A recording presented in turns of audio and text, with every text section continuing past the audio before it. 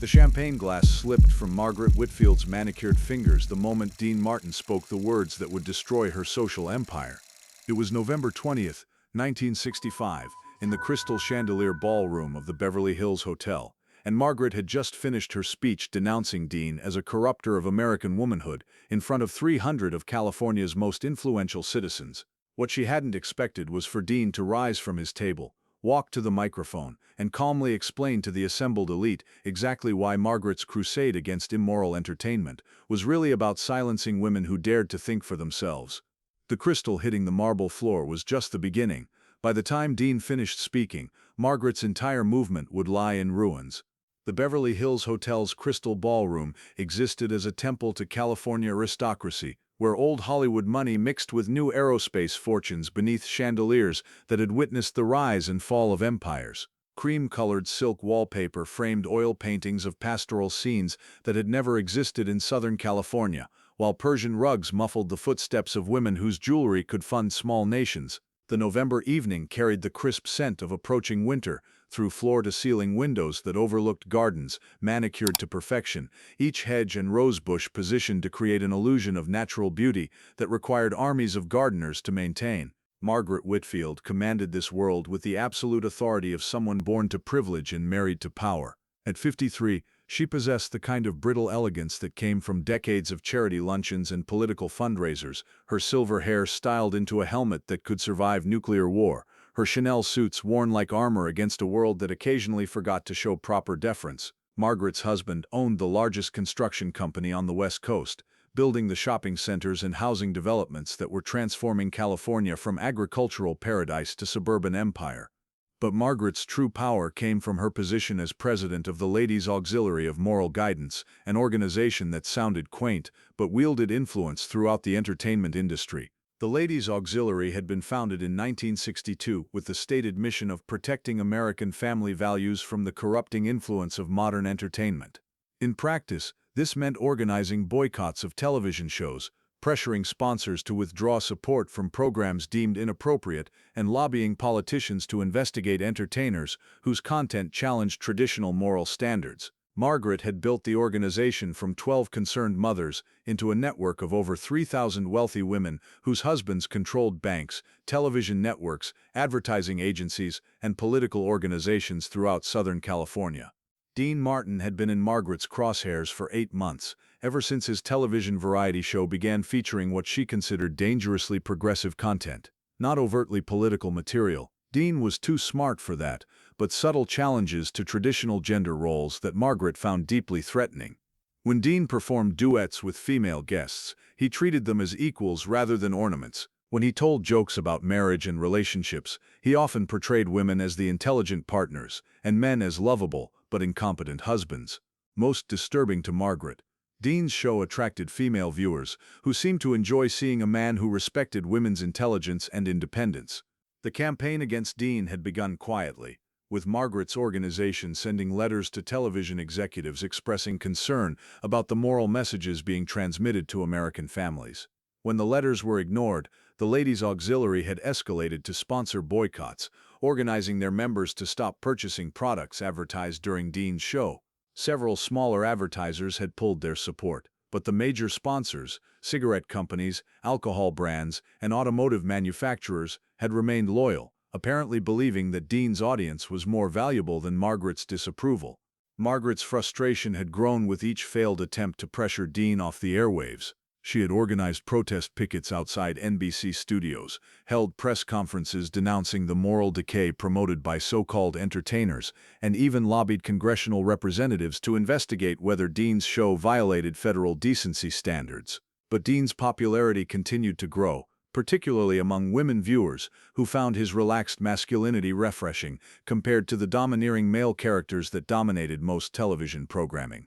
The breaking point had come 3 weeks earlier, when Dean's show featured a segment with female comedian Phyllis Diller discussing the challenges of working mothers. The conversation had been respectful, funny, and supportive of women who chose to pursue careers outside the home. To Margaret, this represented an existential threat to the social order she had spent her life defending.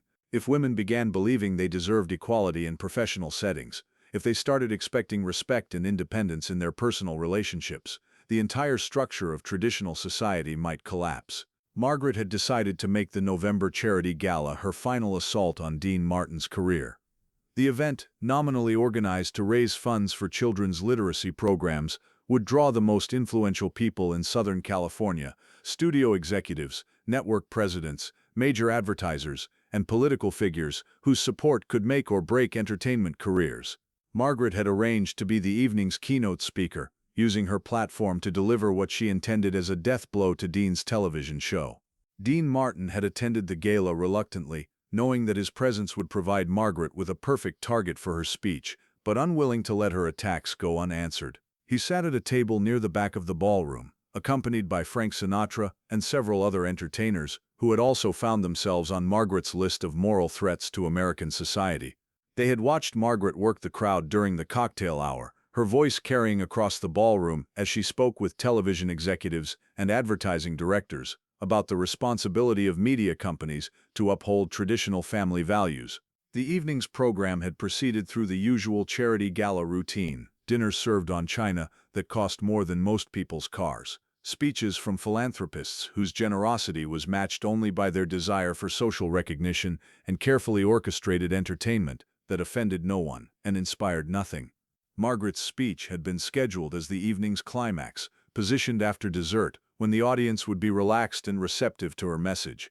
Margaret had approached the podium with the confidence of someone who had never been seriously challenged, her diamond necklace catching the light as she arranged her notes with theatrical precision. The ballroom had grown quiet, 300 of California's most powerful citizens settling in to hear what they expected would be another routine plea for moral responsibility in entertainment.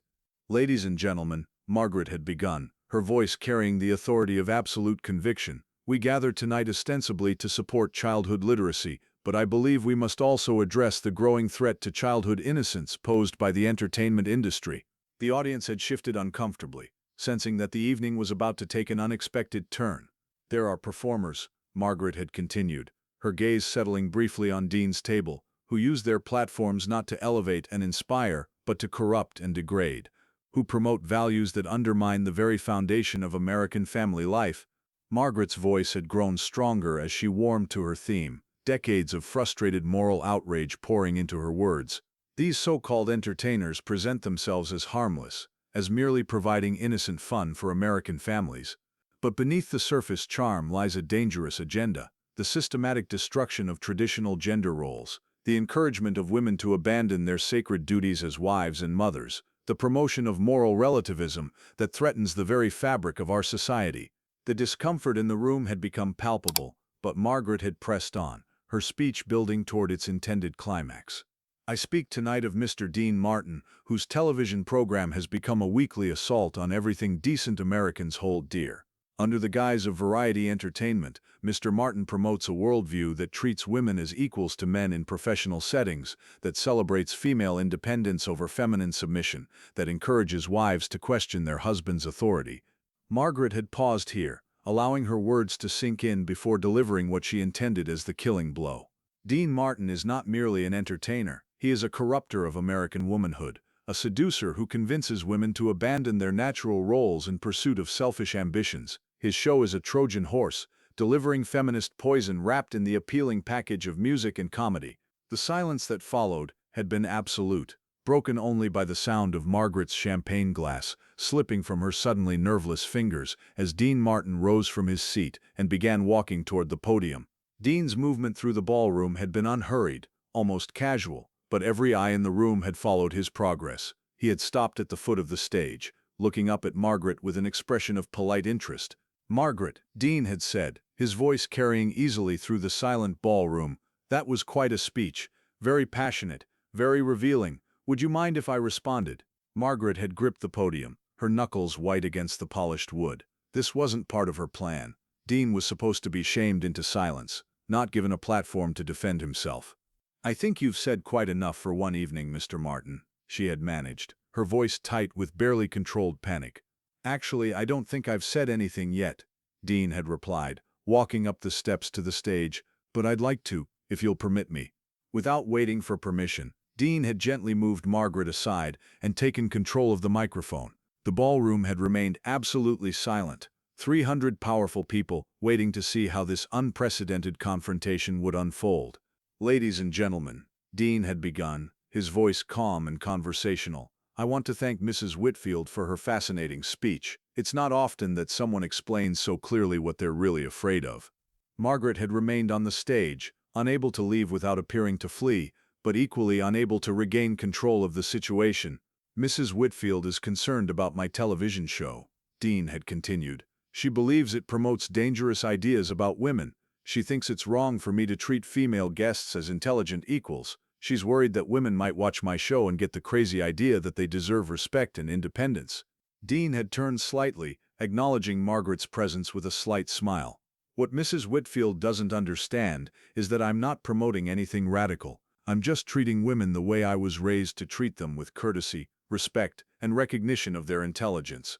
My mother worked 16 hours a day helping my father run his barber shop. She was his equal partner in business and in life. The idea that women are somehow inferior to men, that they need to be protected from their own ambitions, that's not traditional American values, that's just fear. The audience had begun to murmur, some nodding in agreement, others looking uncomfortable with Dean's challenge to Margaret's authority.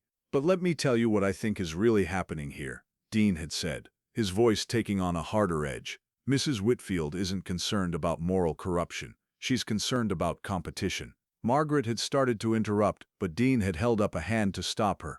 See, Mrs. Whitfield represents a very specific type of woman, wealthy, privileged, with no real power except what she derives from her husband's success. She's terrified that other women might discover they don't need to live that way, that they might choose careers, independence, self-determination, because if women start thinking for themselves, what happens to women like Mrs. Whitfield, whose entire identity is built on being ornamental? The ballroom had erupted in shocked whispers, the kind of scandal that would fuel Beverly Hills gossip for months. Mrs. Whitfield claims to represent traditional American values, Dean had continued, but let me ask you something. What's traditional about trying to silence entertainers who don't conform to your narrow worldview? What's American about organizing boycotts to destroy people's careers because they treat women with respect? Margaret had found her voice, though it came out as little more than a croak. You're twisting everything I said. Am I? Dean had interrupted. Let's look at what you actually do, Margaret. You don't support women's education. You support keeping women ignorant. You don't protect families. You attack any family structure that doesn't conform to your rigid expectations. You don't promote morality, you promote conformity to your personal prejudices. Dean had walked closer to Margaret, his voice dropping to a conversational level that somehow carried to every corner of the ballroom. Here's what I think, Margaret. I think you're terrified that women might discover they don't need your permission to be intelligent, independent, and successful. I think you're afraid that if women see examples of equality and respect on television, they might start demanding it in their own lives. And that threatens everything your organization really stands for, keeping women in their place so that women like you can feel superior to them. The silence that followed had been broken by unexpected applause, scattered at first, then building as more women in the audience began clapping. Margaret had stood frozen, watching her support evaporate in real time. So let me make you a promise, Margaret, Dean had said, returning to the microphone. I'm going to keep doing my show exactly the way I've been doing it. I'm going to keep treating women as intelligent equals. I'm going to keep presenting entertainment that respects people's ability to think for themselves. And if that threatens your little moral crusade, well, maybe it's time for some new values. Dean had handed the microphone back to Margaret and walked off the stage, leaving her standing alone under the bright lights while 300 people who had once feared her displeasure now looked at her with something approaching contempt. The aftermath had been swift and devastating for Margaret's organization. Within days, major donors had withdrawn their support, television executives had stopped taking her calls, and several prominent members of the Ladies' Auxiliary had publicly resigned.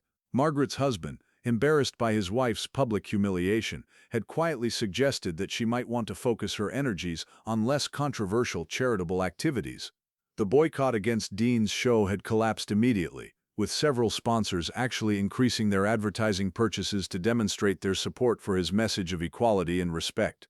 Dean's television ratings had reached new heights, particularly among female viewers who appreciated seeing a male entertainer who treated women as intellectual equals rather than decorative objects. Margaret Whitfield had faded from public view. her moral crusade exposed as little more than an attempt to maintain social control through fear and intimidation.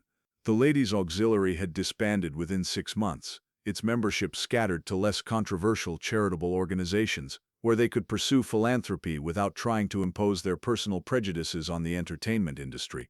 Dean Martin, meanwhile, had continued his television career for another decade, consistently featuring content that celebrated intelligence, independence, and equality regardless of gender. His show had become a model for respectful entertainment, proving that audiences appreciated performers who treated them as intelligent adults, capable of making their own moral decisions.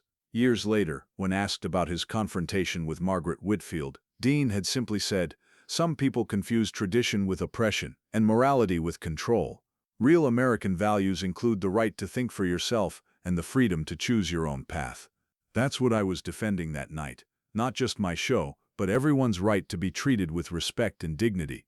The lesson of November 20th, 1965 wasn't about television content or moral standards, though it involved both. It was about the moment when someone must choose between appeasing powerful critics and defending fundamental principles of equality and respect.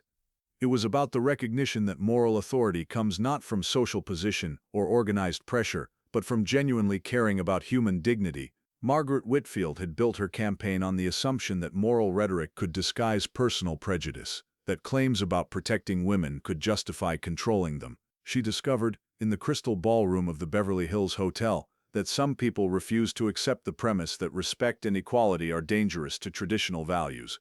Dean Martin proved that night that courage in defending others' rights often requires challenging those who claim to be protecting society. Sometimes the greatest threat to genuine morality comes not from entertainers who treat people with respect, but from self-appointed guardians who use moral language to justify discrimination and control. In the end, Margaret learned what tyrants throughout history have eventually discovered, that attempts to control thought and expression often expose the weakness of the ideas they're trying to protect. And Dean Martin learned something too, that standing up for equality and respect, even when challenged by powerful social forces, resonates with audiences who are hungry for entertainment that treats them as intelligent human beings worthy of dignity and consideration. The champagne glass that slipped from Margaret's fingers that night became a symbol of how quickly social control can shatter when confronted with genuine moral courage. And Dean Martin's defense of women's intelligence and independence became part of the slow but steady progress toward a more equitable society, one television show at a time.